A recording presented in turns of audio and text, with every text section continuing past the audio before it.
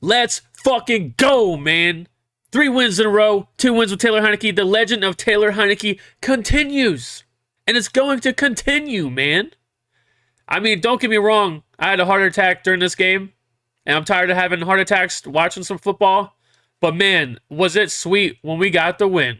It was sweet when we got the win. And you know, last week, I had up here comments from people who wanted to talk trash about Taylor Heinicke and call me out for being wrong for liking Taylor Heinicke and thinking he's the best quarterback for the team. And I had these people's comments up here. And then during this week, when they were proven wrong last week, during this game, they were doing the same shit, man. They were commenting the same stuff.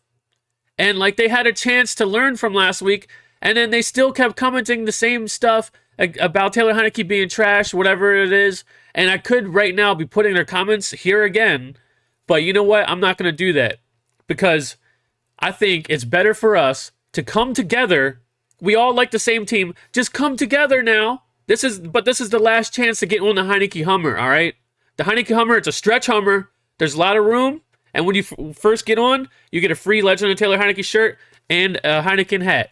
How about that? But the thing is, we got to come together, man. I'm tired of sitting here watching a football game and then having people like arguing, just talking trash to other fans of ours. Like I get it. Like I didn't really like Wentz, but he's a fucking Eagle. He was an Eagle, so I don't like him. And then also he wasn't playing well, and he got hurt, and which he always gets hurt. Well, we kind of knew that.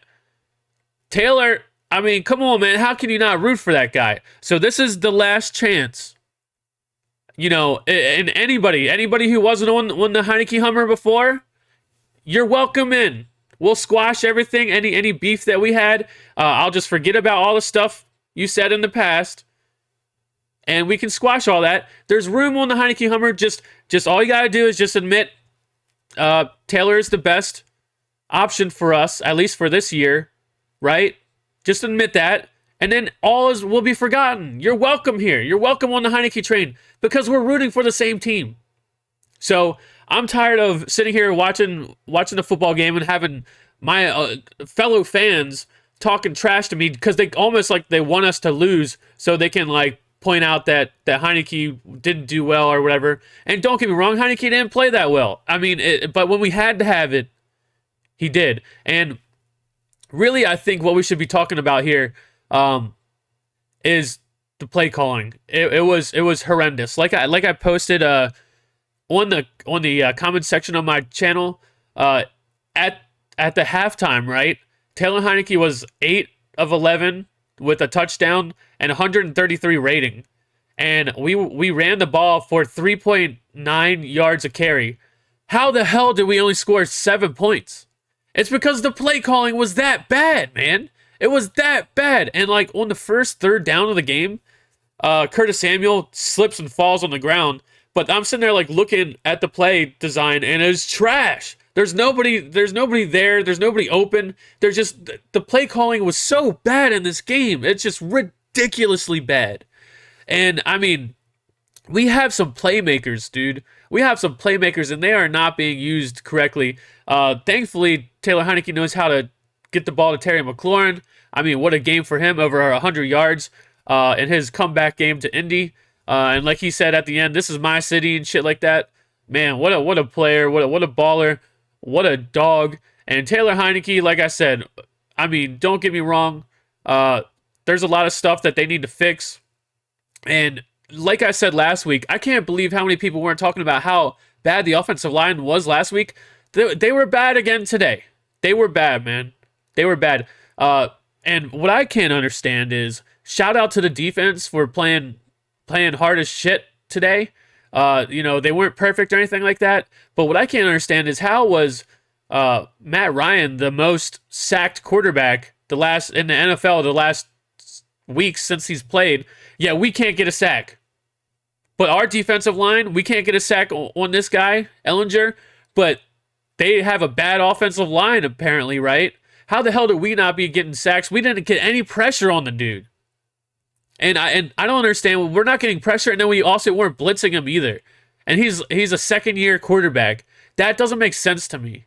Like, Taylor Heinicke was under pressure a lot. Not always, but he was under pressure a lot. He had to run a lot. He didn't have a pocket to step up in. There was a lot of issues with our offensive line, and they were exploiting it, and we weren't getting any pressure on Ellinger, and that dude had all time to throw. He got to stand there and throw the ball all the way down the field, and this game was hard to watch because it was like one thing would go wrong and then the next thing would just go wrong. Then you wouldn't think, but this new problem we have now, we can't stop the run all of a sudden. That type of shit. Like, oh, like we've been doing good stopping the run all game, and then right when you least expect it, now we're stuck at stopping the run all of a sudden, and then they throw a 47-yard pass over our heads. It's just like this game was nothing but just what's the next thing that's going to go wrong. And our offense started so slow, and what I can't understand, and yet again, I you know, Taylor didn't play well at the beginning.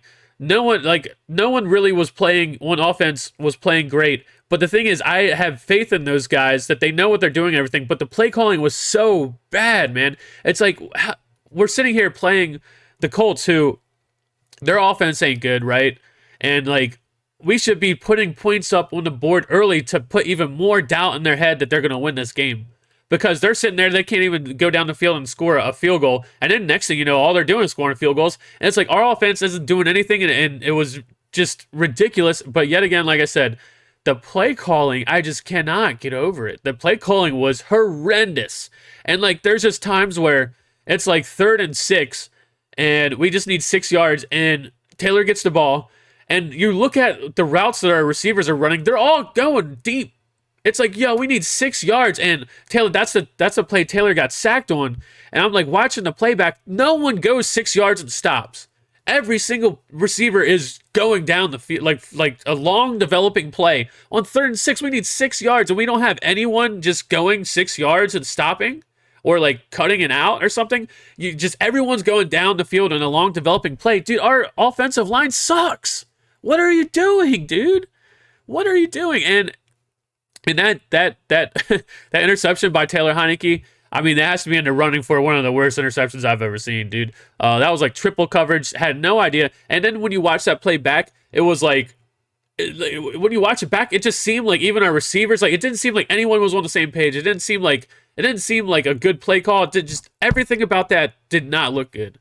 It just did not look good. And I mean, but the thing is, like I said in my last video, when I was kind of saying, you know, Taylor Heinicke, he plays like Brett Favre. He idolizes Brett Favre. And also, by the way, Brett Favre also threw a shit ton of interceptions, right? I'm sitting here telling you, I know that interceptions are going to come with Taylor Heinicke. They come together, all right? But also what Taylor Heinicke brings to the table is that ending, right? That ending. Being smart enough to try to just buy time. That whole last drive, he was being harassed, had to duck out of tackles left and right and keep his eyes downfield and get the ball to Curtis Samuel on the sideline, and then just kept moving. The Cam Sims had a big catch on that last drive, and then he's smart enough to say, hey, I have Terry McLaurin out there. Let me give him the ball. I mean, come on, man. It just, like I said, this is the last chance to get on the Heinicke Hummer. But all you got to do is just say, hey, Heinicke is the best option we have at quarterback right now. You don't have to say, oh, he's a franchise quarterback, whatever, this or that. Just stop calling him a backup, right? And then also just say he's the best option we have right now. And then that's fine. You're allowed on the Heinicke Hummer. But this is the last chance, man. If he goes out there and beats Kirk Cousins, which I'm doubtful for this next game. I mean, I'm just doubtful, dude. Because not just because quarterbacks, the difference in quarterbacks. It's just the Vikings are playing good football, and they're on a roll. You know, they don't need. We don't know who our identity is on like offense, and defense gave up some more big plays today. And I feel like the Vikings, they pretty much know like their identity and shit. So anytime we come into a game like this, I would never doubt Taylor Heinicke. But I'm just saying, I'm a lot more doubtful of this upcoming game than these last 2 games that we had to play. Just throwing that out there. But man, I mean, the defense gave us so many chances today.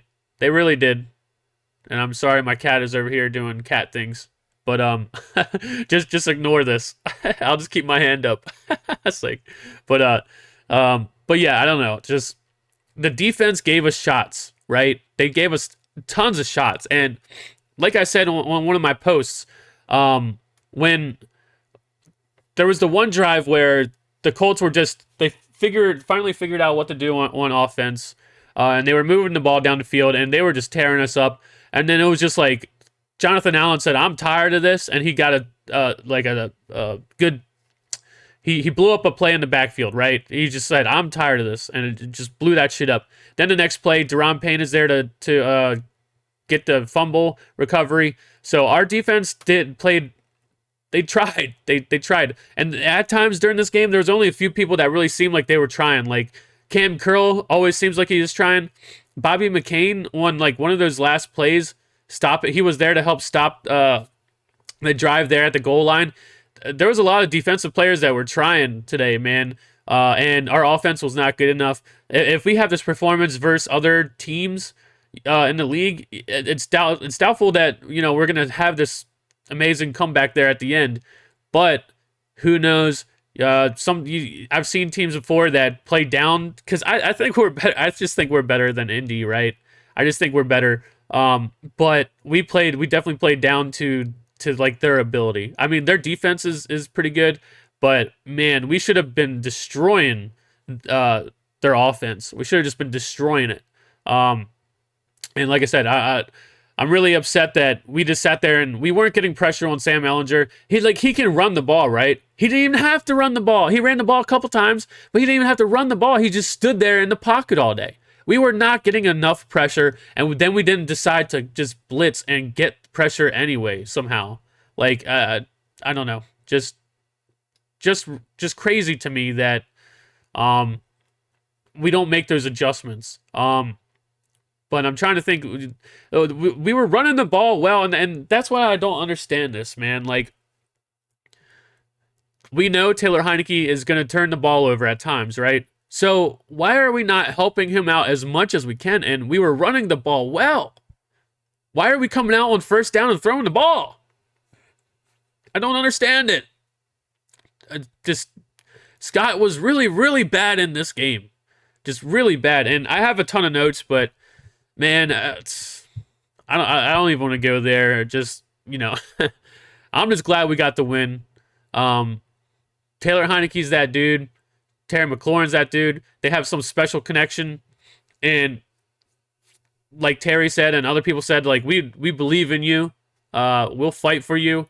And man, seeing these now we get to see those videos of the players in the locker room behind or after the game.